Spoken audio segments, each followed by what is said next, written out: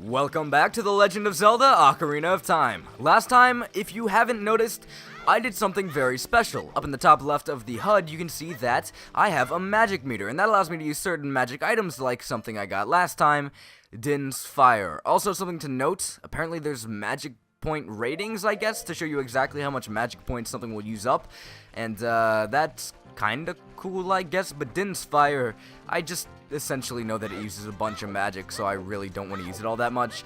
I don't have to know it uses 6 magic points exactly to really make me understand fully that it uses quite a decent amount of magic. Maybe it would help, though, but I've beaten this game multiple times without ever noticing that, without ever needing to notice that, so I don't think it's a big deal. Anyway, this time we're going to be making a little bit of progress to the next spiritual stone.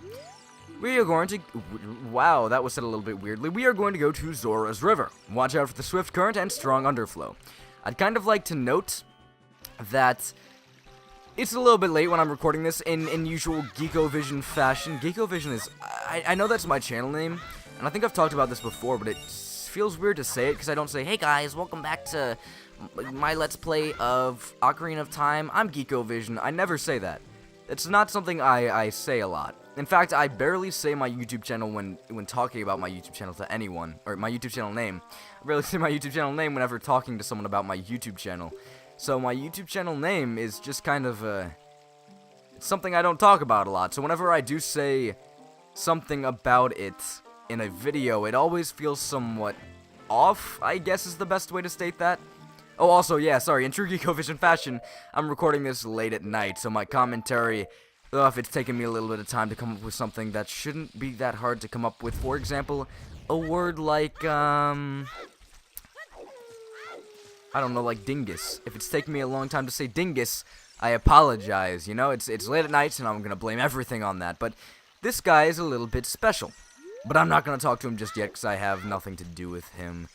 Kind of, I could go get money really quickly, but he does want more than I have on me right now, because I did waste a bit of money doing that stupid slingshot minigame. I hate you. I hate everything about that. I know I talked about it being bad, and I really just am feeling the effects of it now. Oh, that's a lot of money, actually. That's fine. I can purchase what he's selling with this amount of money. This guy is a meaty blob of flesh, and he has to say, "Chomp, chomp, chomp. Thank you for talking with your mouth full. How about some magic beans? They aren't selling very well. How about 10 rupees for 1 piece? Yeah, let's do it." So we got some magic beans. We can find a suitable spot for a garden and plant it with the C-stick. Then wait for something fun to happen. In the select item subscreen, you can set it to yada yada yada, yada yada yada. If you want to plant beans, go around and look for soft soil. Chomp, chomp, chomp. What he means by soft soil is this. Will I plant this right here? Not a chance. I'm not going to plant it here. It's kind of pointless to plant it here in my opinion. So, or should I? No, I think this does actually allow it. Oh, that might make it easier for me to get a heart piece. I might as well just to show it off. I really don't use magic beans that often. But if you put it on your C-stick, plant it in soil like this, a little sprout pops out. This doesn't do anything for me just yet, so you might not think it's important to get these, but it is if you want to get 100%. Me, yeah, I'm probably not going to do it that much, but they are helpful. Now if you talk to him again, chomp, chomp, chomp. How about some magic beans? Well, they're not that popular yet. The more you buy magic beans, as you saw it was 20 rupees there, he will not only up the price of the magic beans, but he'll also say they're getting more and more popular, despite the fact that he is only selling them to you. Honestly, it's probably not a very good idea to set up shop in an area like this, but whatever. I'm gonna take this Cucko along with me. I think I could do something kind of neat with him, but before that, goodbye, Cucko. This is a new enemy, who is spewing rocks at me because his name's an Octorok. Look at how that works out. Bounce back the rocks, they spit at you. You bounce them back with your shield. They're pretty easy to deal with. Come back here, Cucko. I know you're a little bit afraid of me, but doesn't matter. I'm still taking you with me. I don't think they drop anything useful. They might have random drops, I'm not exactly sure. But I don't find jumping into the water actually all that important for them, because I can cut grass and get the same reward. So if you want to jump into the water, then go straight ahead, but I'm not doing that. Not to mention the fact that the game's already told you that, hey, you know, it's probably not the most genius idea to jump in the water, specifically due to the fact that, do you guys live in water? You guys actually, oh no, they despawn. I thought cuckoos could live in the water, but apparently not. Sorry, I was saying, the game actually tells you that the water is moving a little bit fast. If you actually jump into the water, you will get swept away by the currents and taken all the way back to the beginning. I don't want that, but there's also another enemy here that can't actually do anything to me. It's a blue Tektite. It's hard to beat on the water, or onto land. That's very true, but so really I don't see any point in doing that, and I don't think any of them can get close to me just yet, because they don't even see me, so I just don't find much of a point in dealing with them just yet. Essentially, they work like red Tektites, except they're on water. They're kind of like water bugs, actually, from Mario 64, the more I think about it, but once they get on land, they act like red Tektites. Nothing too crazy. They're pretty much the same old enemy we saw on the Death Mountain Trail. So that's a thing. Though, honestly, oh, this is not good. Okay, well, actually, it's not terrible. I can come back here. There are certain safe spots that you can get back to. If you have previously gotten to if you are at a higher area, you don't have to always go back to the very beginning if you jump in the water. Luckily, because that would be a massive pain. But I just thought it'd be nice to mention that. Is it getting late yet? No. I'll use the Sun Song, which I forget how to play. Go figure. I always forget the easiest songs. Sun Song? Yeah, that shouldn't be too hard to remember. I guess I remember the... Hello? There we go. I guess the problem with me remembering these songs is that I played the 3DS version for so freaking long. By the way, the reason I turned it to night is because there is actually a gold Skulltula here only at night. If you're not here during the nighttime, this gold Skulltula will not be here. So it's a good thing to turn it to night right now so you can pick this up. I also remember that I forgot a gold Skulltula back at the Dongo's Cavern, or at least close to there on the Death Mountain Trail. I'll get to that later. This right here looks a little bit familiar. We saw something similar to this in the Lost Woods, but I can't do anything with it just yet, or at least this kind of monument-looking thing looks similar to something we saw in the Lost Woods. We can go down there later, but for now, we cannot. I don't think I can reach that just yet. I can try. If you didn't know, doing a jump attack does get you a little bit more distance, and something I also completely forgot to mention, which is seeming to happen a lot... There are Sheikah stones over here. I never thought this was really something I wanted to show off, but the more I think about it, I kind of do. These guys react differently depending on what you do to them. You can hit them with your sword, and they'll tell you the current time. I can pull out a slingshot and hit them, which will do something a little bit different. They don't bounce all around, they kind of shake in fear. And, honestly, the best one, if I pull out a bomb...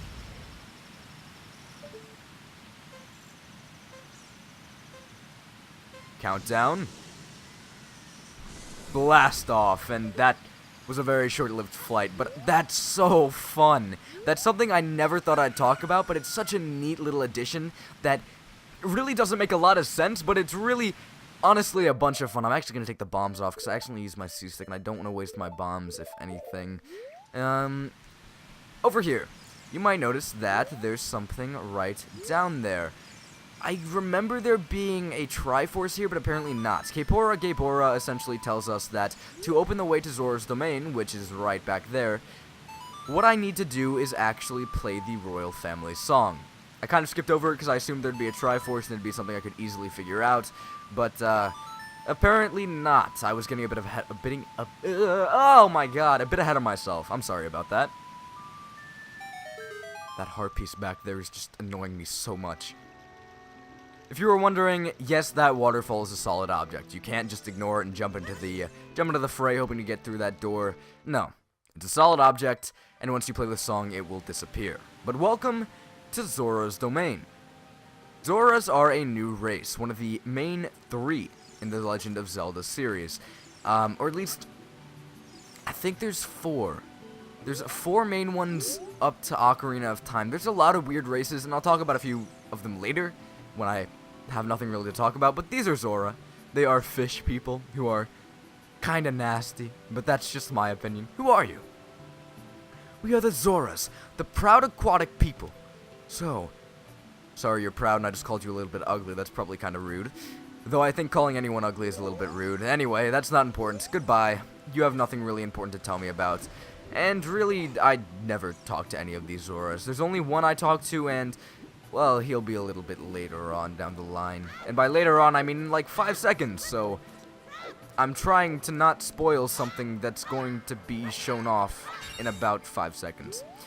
And here is actually a shop. Zora shop. Okay, yeah, we have fish. This is kind of a little weird optical illusion. Because this is a pillar, and they want you to assume the shop is inside this pillar, this entrance is like really, really, really pointy, and you can notice that if I Z-target right here, it kind of moves up. It's a little bit weird. I don't know how I feel about it, but this is a Zora shop. And you're going to notice right here, a Zora tunic, something out of my price range because I can't even hold that rupee count currently. And there's a few other things here. Jesus, a fish for 20 or 20. I could pay 20. 200. It's a little bit much, especially due to the fact that if you paid that amount, you're probably going to feel like a freaking, or you're going to feel like you're cheated, or a freaking idiot. One of the two. Because if you have a glass bottle, you can catch a fish right next to the shop. So, sucks to suck if you bought that fish, I guess, and wasted 200 of your rupees. I don't know. I don't think anyone actually bought that, because the majority of the people that actually do play through this game don't know where a decent amount of the gold skulltulas are, like I'm showing off. So they probably wouldn't even have the adult's wallet by this point, let alone 200 rupees to waste on a freaking fish. So, yeah, that's just the way I see it. Now, right over here is just ahead, King Zora's chamber. Show the proper respect. The Zora seem to be very elegant people who mainly think about respect, or at least that's the way I always see them. That's the way they usually come off for me. I guess it's due to their design and the way they look all white and jazz, and I don't know what I'm thinking about. I don't know, when like people have like white pristine outfits that haven't been dirtied at all, it kind of makes me think, oh, those people take care of their clothes very well and they show off a little bit of elegance or something like that. Maybe I'm just stupid though. Anyway. Oh, my dear sweet Princess Ruto, where has she gone? I'm so worried. Well, he doesn't seem to talk about anything other than his sweet Princess Ruto, so there's nothing we can do. If we want to go over here, you'll notice that I can jump off. There's also a Sheikah stone down there if you were ever so interested in blowing up another one, and honestly, I might admit that was a little bit fun. Coming up here, you can see that there's a way I can get back there, and there's a loading spot over there. I can actually walk back there, but I can't get past this man's massive figure. So, there's only one other place for me to go. You are a very, very important NPC. How are you doing? Diving game, 20 rupees, want to play? This is a rupee-based game. Hopefully, I won't have to go grind. Pick up all the rupees I throw from here. You have only a limited amount of time. When you pick them all up, come back here. I'll give you something very nice. Oh yeah, I probably won't have a problem with this. I've never actually had a problem with this minigame, really. As long as you know where to dive, and as long as you can manipulate your dive pretty well, you won't have a very difficult time. They also give you a very generous time limit, because this is a mandatory minigame. You'll see what I mean later on, or in like a few seconds, to be honest. Whenever I get this done. I don't know if I'll be able to pick that one up too. Good. If you're fast enough, you can actually get more than one rupee with one dive. And this is where diving actually becomes important, because beforehand, count the times I dived. I think once during the Great Deku Tree Jazz in the beginning of the game. Yeah, during the dungeon. And that's about it. So that's not very many times you have to use your diving ability. Also, luckily you get to keep the amount of rupees you actually picked up while diving, so that's pretty neat. But now we have to trek all the way back up these steps and meet with that Zora one last time. I think I can play more games with him, but I don't think he'll give me anything rather interesting. I could build up rupees with that, but I do have a lot of rupee areas that I kind of left behind, so I should be fine on rupees if I really do need them. What a graceful dive. Now please take this. This is a scale of our kind. With this, you can dive much deeper under the water. Ugh. You got the silver scale. Jump into the water and press A. You can dive deeper than you could before. This is very useful, because there was an area I couldn't visit before having this. Over there, you see a little hole under the water. If I tried to dive beforehand, I couldn't make that, but now that my diving ability has actually gone up to 6 seconds instead of, 3, I can actually go in there. This takes me to a previously unseen area. Welcome to Lake Hylia, a place I could probably do something other than what I meant to do herein, but do I want to? Not particularly. Actually, I might do something in a second, but whatever. We got an empty bottle. Wait a second, something's inside. Press the C stick to use it. I kind of butchered that a little bit. It said there's something already inside, press the C stick to use it, and then it said, what, there's something inside? Or at least that's the way I read it. I'm probably an idiot, though. That's usually how this works, or I'm just not very alert to the fact that, it's 10 o'clock at night? That's probably not that late. Whatever. I am Banuru, the Scarecrow musical magician. Genius magician. Genius? Why did I put magician in there? Anyway, what did he say? I kind of missed the last part. I hear a song once and I never forget it, baby. Alright, let's play a song. Whoa, you have an ocarina. Hey, why don't you lay down a tune on me with it, baby? Don't call me baby ever again, but I'll play you a sick solo of straight left notes. Oh well, I don't remember the song, baby. Why? That's what I can't tell ya. Good golly. Well, okay, thanks for that, I guess, but let's go see this other scarecrow over there.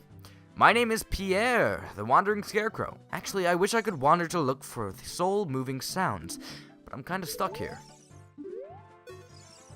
You want to hear a soul-moving sound? Let's play you that amazing music that we just played for that other scarecrow.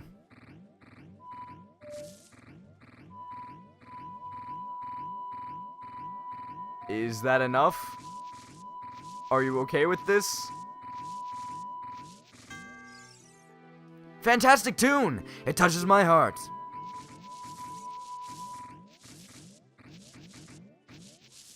I wasn't sure if I'd be able to actually... Oh, no. That is not what I wanted. That is not what I wanted at all. He remembered all the mess-ups I did. If you come here with a nice song, come back and let me hear it. Yeah. I'm gonna play that again. I'm gonna go with a full... Not what I wanted. Not what I wanted at all. Oh my god, I keep messing this up.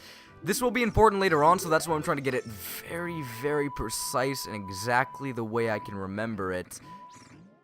Okay, I'm gonna do that one more time because I did add an extra note in there just to make sure that I was filling up the entire thing. But, I'm sorry this is taking so long.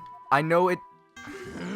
my god, this shouldn't be that bad. Analog stick controls, please. One more time. 1, 2, 3, 4, 5, 6, 7, 8. Done. That is all you need to know. He remembers our song as soon as we tell it to him. Thank God I actually got that right the last time. I never used this guy, really.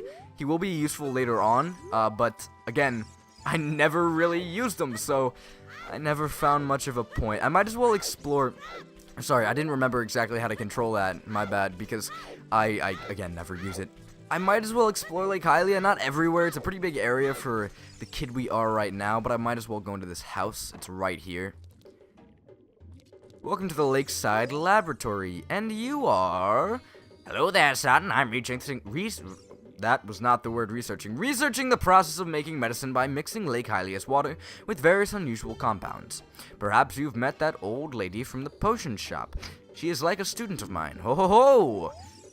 Pretty neat. Now, you might notice that down here, if I dive, there are a few interesting things that you can't very well see. A few rupees, a box there, but I can't dive down there completely. We will never be able to technically dive down there completely, but something else later on will help us get down there a little bit easier and a little bit better. So just keep that in mind for later. And, you know what? I think I'm gonna go back to Zora's Domain, and that'll be the end. That'll be the end of this time. There's a lot of other stuff you can look at Lake Hylia, But whether or not you can actually do stuff with it, that's a completely different story. Again, later on, things will change. We'll be able to actually access that area, but I don't remember exactly what lighting all these torches does, and I don't think it's that important, so I'm not going to really consider doing that, but I think it's a few rupees, so if you're interested in that, go ahead and do it. But with that being said and done, we got a note. We don't exactly know what it says yet, but next episode we'll check it out, we'll see what it says and see what we can do with that note. Until next time, thanks for spinning around last second, Link. Love you too.